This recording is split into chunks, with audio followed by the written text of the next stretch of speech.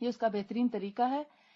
یہ عرق النساء کے لیے بھی فائدہ مند ہے، اور اگر اس کو پیا جائے یا اس کا حقنہ لگایا جائے تو یہ کمر کے درد سے بالکل نجات دے دیتا ہے اور بلغم کو ختم کر کے پوری سینے کی لیس اور ریشے کو صاف کر دیتا ہے.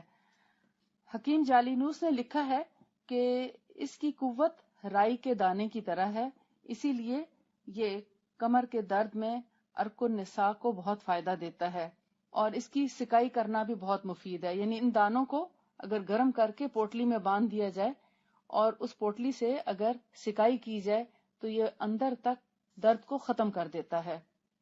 دمے کے مریضوں کے لیے بھی یہ بہت فائدہ مند ہے. یعنی اگر کسی کو استما ہو تو اس کو مختلف قسم کی دواؤں کے ساتھ ملا کر استما کے مریضوں کا بھی علاج کیا جاتا ہے.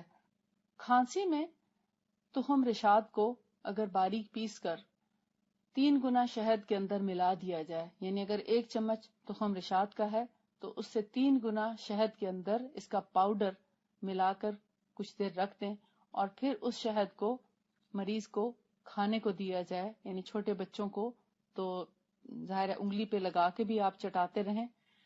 تھوڑی 5 سال یا 7 سال کا بچہ ہے تو اس کو 1/4 چمچ، اور اگر بڑی عمر کے ہیں بچے 10 سال تک کے تو آدھی چمچ، اور جو بالغ افراد ہیں ان کے لیے 1 ٹی اسپون دن میں 3 دفعہ دیا جا سکتا ہے.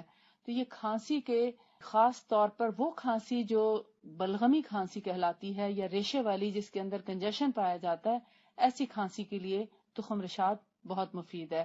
اور اسی طریقے سے کھانے سے ہمارا جو ریشہ ہے وہ جڑ سے ختم ہو جاتا ہے اور کھانسی کو آرام مل جاتا ہے.